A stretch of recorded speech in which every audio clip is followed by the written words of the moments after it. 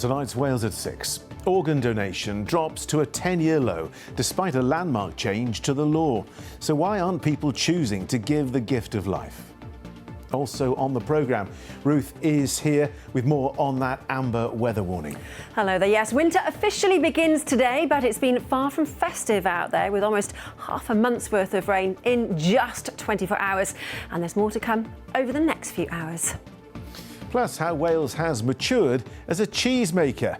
This little beauty is a world beater. So what's the secret?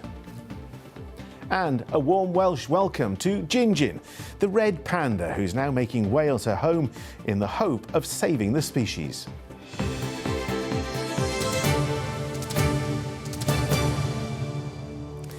Hello, good evening. It's 10 years since Wales introduced its landmark organ donation law.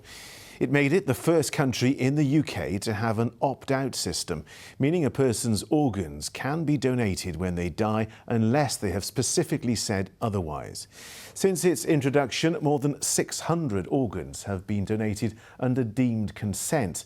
But there are calls for more of us to register our decision whether to donate or not in the hope of saving even more lives. Our health reporter Katie Fenton has tonight's top story.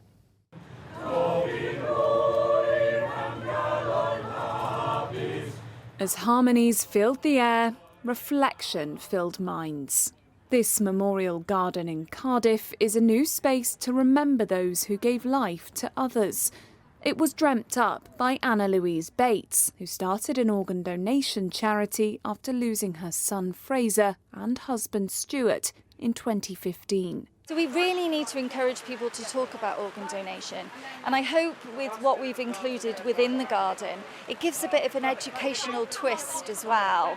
Their handprints, along with those of some famous names, are on display for visitors to find their match, just as those waiting for a transplant hope to find theirs. Roman was one of those people, receiving Fraser's heart 10 years ago. It's lovely, it's nice to be here to be supporting Anna and everything, and obviously to have the main piece of him here. Roman was only 10 months old when we got it, so it was a little bit big. We've had to grow into it, haven't you, mate? Yeah. Wales led the way with the UK's first opt-out system, but 10 years on and it has the highest number of people choosing not to donate. It hasn't been the success that we all hoped or wanted it to because of the miseducation around what opt-out means. Your families will still need to give consent. I still needed to give Stu's consent, and he'd even opted into the organ donation register. So it's those conversations that are so key to have, because organ donation, sadly, comes out of trauma. And you don't want to be having that conversation for the first time, or your loved ones to be going through that, not knowing what your decision would be. Pete from Abergavenny knew what his wife wanted after she died in August. 3 of Ronnie's organs have already transformed the lives of others. Knowing that there's a little bit of Ronnie out there, living, that's also a comfort. I mean, that's really what it's all about. From our point of view, obviously we're very, very sad that she's gone, but you've got to try and find something positive to come out of this. Ron has died, we have to move on. We celebrated her life, and I'm really, really glad that we donated her organs and that 3 people's lives have been improved. Did you know you could do something in 2 minutes today which might save 9 lives in the future? In the future, it's hoped more people in Wales will register their donation decision and turn the tragedy of death into the gift of life.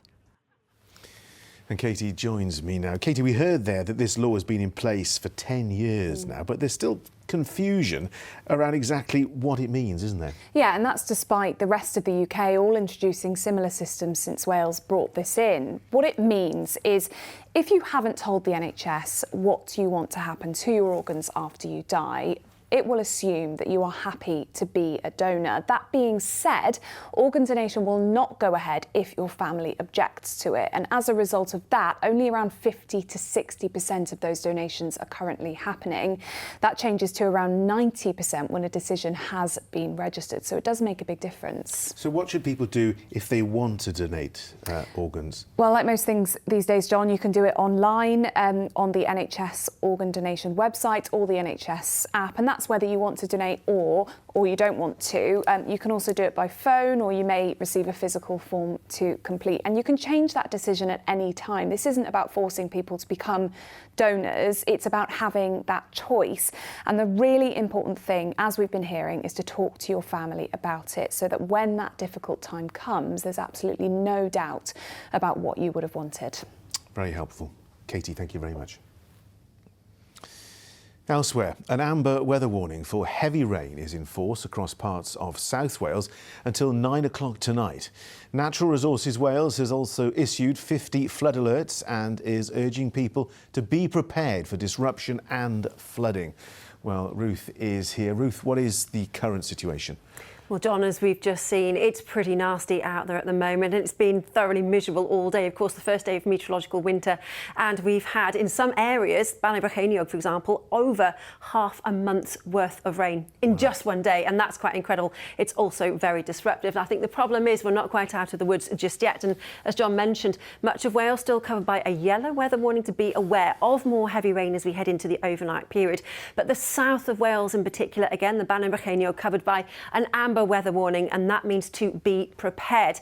The good news is the worst of the rainfall, the heaviest of those downpours will ease through this evening, but the problem is that the ground is so saturated at the moment. We've still got leaves coming off trees, and of course conditions on the roads with surface spray and localised flooding mean that at the moment, December, of course, winter has got off to a thoroughly miserable start, John. Now, we don't want to frighten people, but absolutely. What should people do if they're worried tonight? Well, you mentioned earlier Natural Resources Wales still have a number of warnings in force. Now, we have flood alerts and flood warnings. There are 51 flood alerts and 10 flood warnings. That's slightly more serious, and that does mean to take action.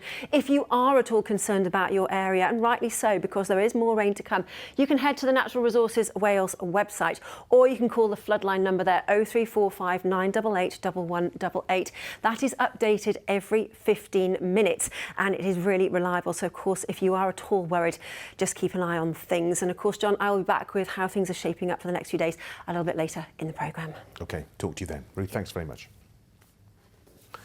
More than 10,000 jobs are to be created in Wales thanks to £1.4 billion worth of investment.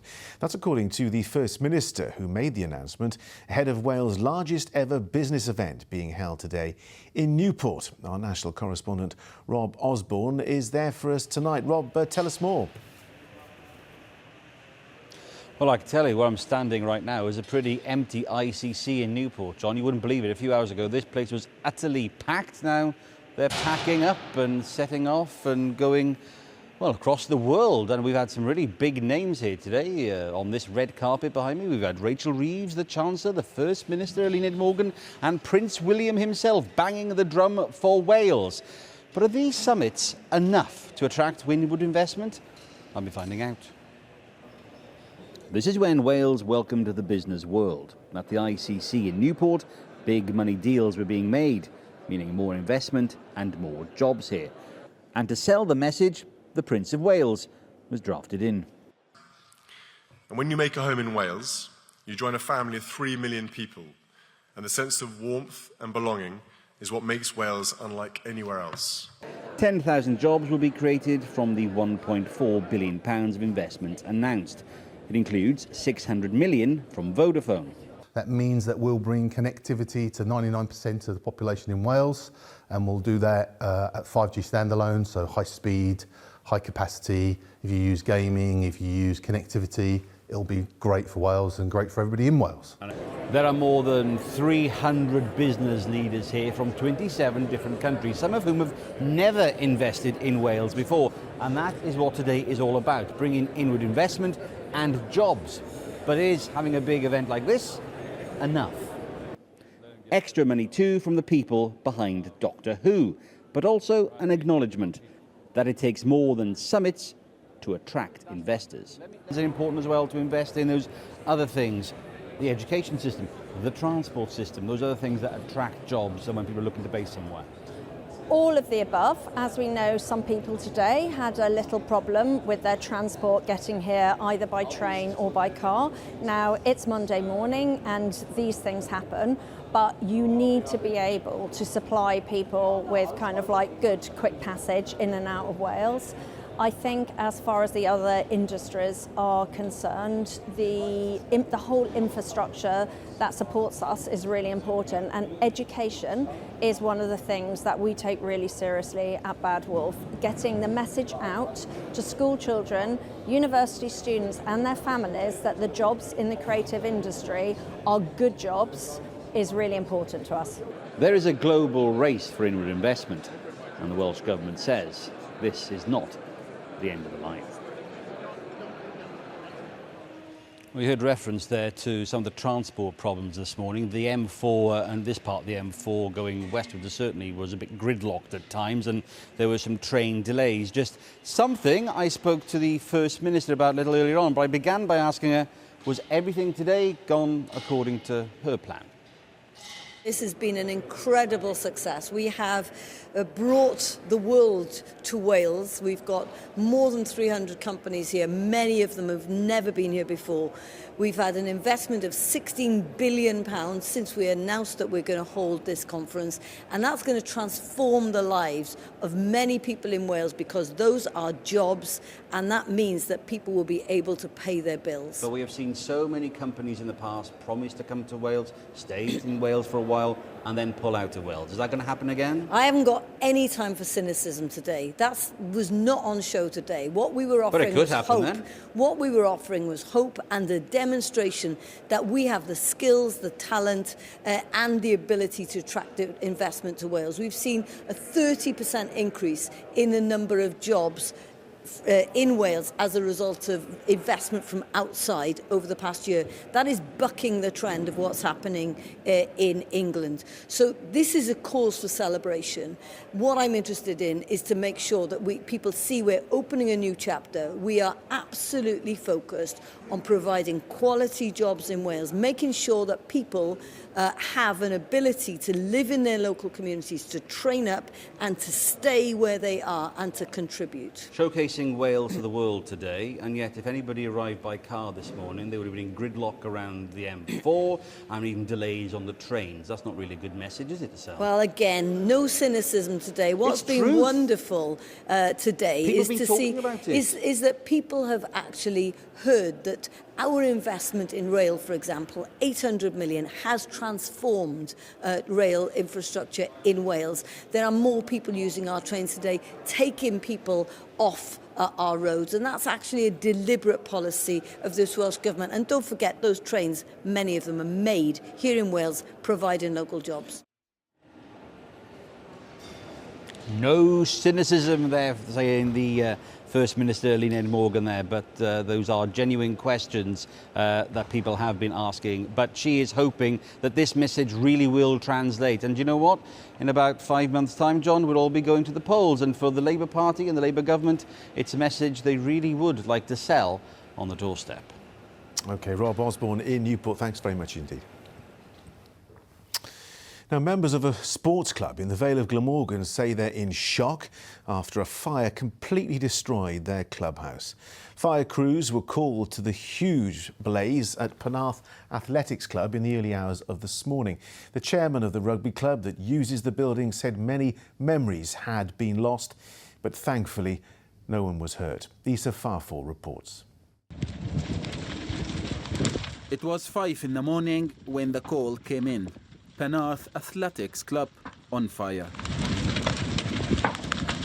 By the time crews arrived, the blaze had already taken hold and eaten through everything in its path. Just surreal, devastated. It was glowing orange, very high flames, and just heartbroken for our members. A lot of history, a lot of memories in this building, and very, very sad to see. Inside, a lifetime of memories, photographs, playing shirts and trophies. None of it could be saved. What's going through my mind is is sadness at the moment, and then obviously our big thing now is obviously to make it safe, and then rebuild from there and get something back, get the support back to support the community, get a facility back which will be of the benefit that it has been, and it will be again in the future. And there's no doubt about that, and that's what we'll do. The club believes an electric fault may be to blame. No one was hurt, but the damage, huge. It could cost around £500,000 to rebuild, and even then, the memories lost can never be returned. It's a hub of the community, the local community as well. So some of the memorabilia we have in there which we won't be able to get back, and the memories that holds for those people who have lost that. It's not a great day. It's been a home to generations of families who've passed through its doors.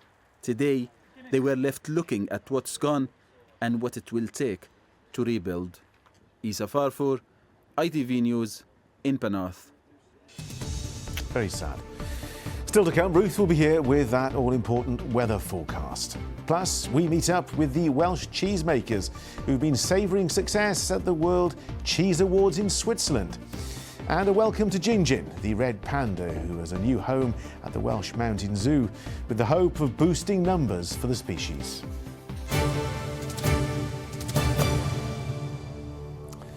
But first tonight, the chairman of the WRU says he was embarrassed by Wales's 73-0 defeat to South Africa over the weekend. Richard Collier-Keywood was speaking after an annual general meeting yesterday and says it's time for major change. Well, our sports reporter Matt Southcombe is here now. Matt, some have questioned whether this game should even have gone ahead in the first place.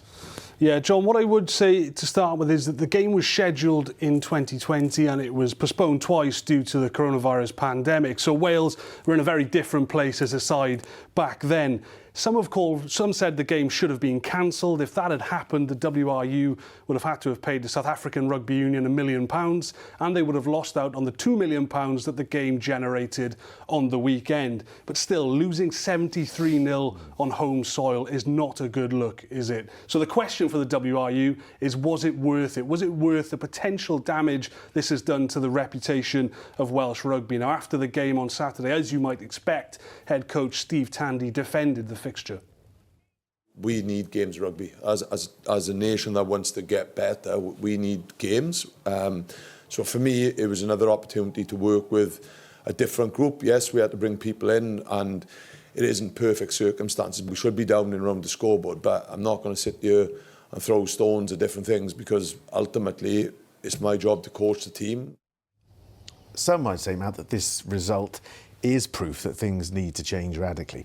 Yeah, John, I think it showed that something does have to change, and we've talked about the major reform over the last few months. I think it was evidence that the player pathway and the academy system over the last 5 or 6 years hasn't been preparing players adequately for test match rugby, as we saw on the weekend. So I think it's pushed sorting that pathway system right to the top of the Welsh Rugby Union's priority list. Now, clearly, deciding on the number of regions and how many clubs we'll have going forward is important, because livelihoods are at stake, but that's not a quick fix. That could take months to resolve, and I understand the Welsh Rugby Union can right now start making changes to that academy pathway system, and some will feel that frankly they need to start getting on with it, so just to make sure that results like Saturday become a thing of the past, because John, it was a dark day for Welsh rugby. You just wanted it to end, didn't you? Matt, thanks very much indeed. Now, you're watching Wales at 6, a reminder of our top story. It's 10 years since Wales changed its organ donation laws. It made Wales the first country in the UK to introduce a system of presumed consent for organ donation unless a person opts out. But the latest figures from the NHS Blood and Transplant Service show that Wales has the highest proportion of opt-outs in the UK. And still to come on the ITV Evening News. Coming up at 6:30, the Prime Minister defends the Chancellor, insisting Rachel Reeves did not mislead the public about the nation's finances. Sir Keir Starmer and his Chancellor continue to face tough questions and criticism about their budget. The number of lives lost in heavy rains and floods across parts of Southeast Asia climbs. Millions are affected across Thailand, Indonesia, Sri Lanka and Malaysia. And from pillar to post, Royal Mail's changing technology ends a village's yarn tradition. Do join me for those stories and more at 6:30. Now, if you're already thinking about your Christmas cheese board, then we have just the thing for you. A blue cheese made by Penarth has recently been crowned the best cheese in Wales at the World Cheese Awards in Switzerland. Lewis Rhys-Jones went along for a taste. It's tasty, it's award-winning, and it's in demand. The pressure's on to get all remaining stock of Penarth's Penarth out on people's tables in time for the festive season. We always wanted to make something iconic for Wales with a nice bit of visual identity, and Penarth encapsulates everything that we do here. It's all natural ingredients. You can't get any better than milk produced in West Wales. Loads of rainfall produces lush grass, and you get this fantastic, lovely, creamy milk. And it's very little process involved in it. You just make lovely curds. You add a bit of culture for fermentation, run it, and you've got salt, and that's as simple as that. And it's good, honest food that's made from the environment that we live in. But as we've been learning, the magic happens on the inside, so the cheese has to be checked from time to time as it matures over 8 to 12 weeks. A lot of people ask us, how do you get the blue in there? And the big myth is copper wires. No, that's all we do is make lots of little holes in the cheese and allows lovely moist air to get into the middle, into the pockets, and allow the mould to flourish. And we can take a little piece from the front where nobody notices. Oh really? Do you think people won't notice? Let's give it a go then. I can tell on the back of this that it's nice and creamy as well. So it's very salty actually, isn't it? And I'm not somebody that typically eats blue cheese, but it's very tasty. It's a real labour of love. So to get a little bit of recognition, it means so much to us and the team here who work tirelessly hard, long hours, and very little time off at this time of the year. This dairy in West Wales produces over 50 tonnes of cheese each year. And while that figure may be slightly lower than a lot of major creameries, they are feeling ambitious with the Penarth cheese now available in some major supermarkets. There's about 15 of us involved in the cheese making. We process anything from, 20 to 40,000 litres of milk a week. And in the vats in the room you've just seen. So this time of year it's all guns blazing basically. We're making as many batches as we can and then trying to get it all packed and out the door. The award's good. It shows that other people like what we do. And then obviously we keep making it, people keep buying it, so we're doing something right here. It may be their busiest time of the year, but the team can work with a spring in their step knowing that they're producing the globally renowned best Welsh cheese. Lewis Rhys-Jones, ITV News. Delicious. Now, the Welsh Mountain Zoo has welcomed a new resident. Gin, the red panda, has come all the way from a zoo in Germany to Colwyn Bay. And with fewer than 10,000 left in the wild, it's hoped she can help protect the future of the endangered species. Joanne Gallagher went to meet Gin and her new keepers.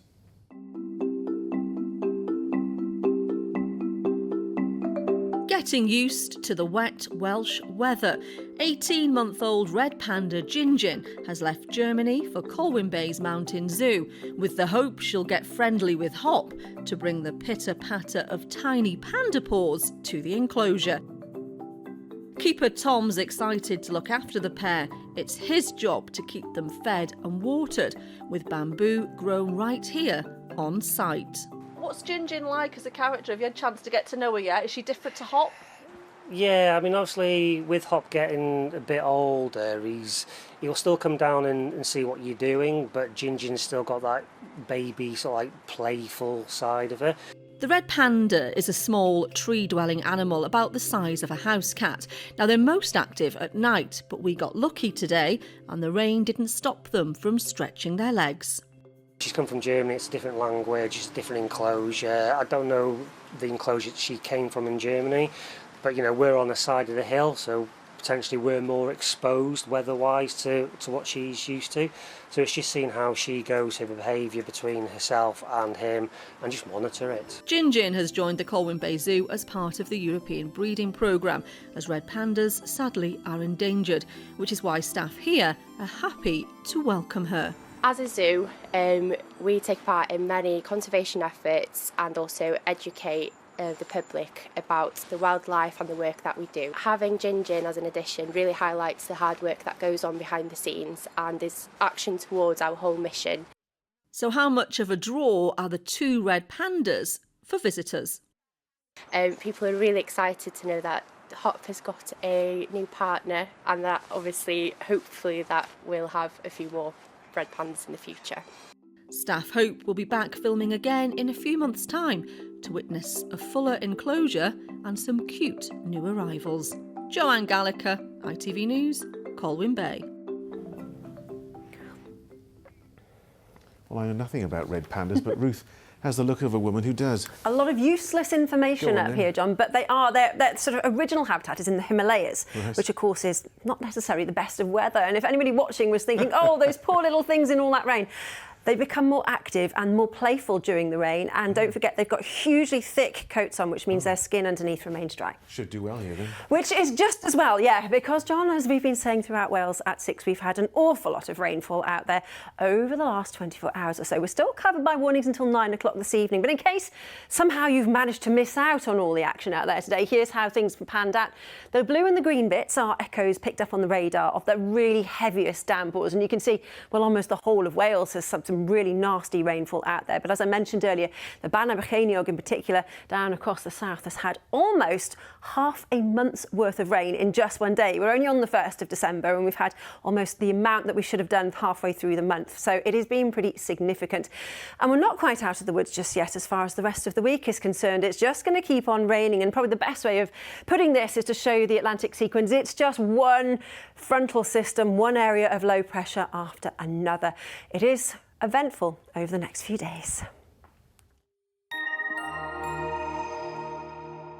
Today's forecast, blue skies, followed by a spread of hot and cold plates. TUI sponsors ITV Cymru Wales weather.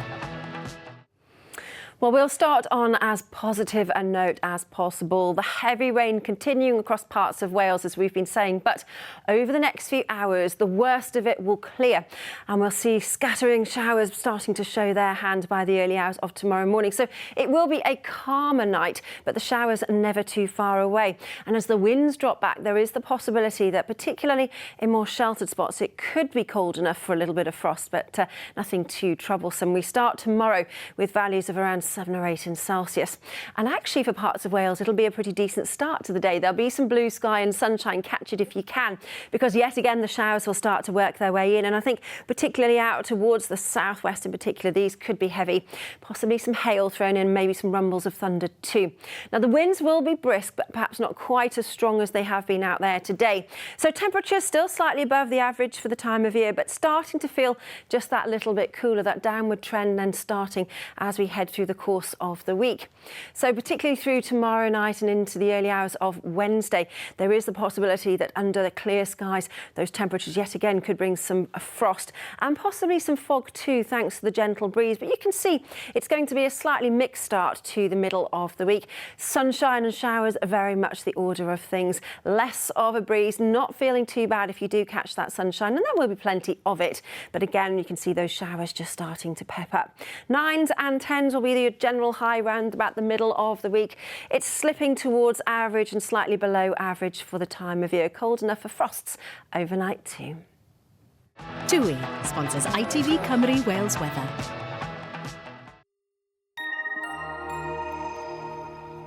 So lots of weather to talk about, but something else to talk about as well, John. So just before we go, we started with red pandas and we're going to end on the tail of a runaway reindeer, which John does have a very happy ending. If you take a look at these pictures, you can see that is Buddy from North Wales. And he clearly got bored of the Christmas celebrations that he was taking part in and decided, frankly, to go on adventure of his own.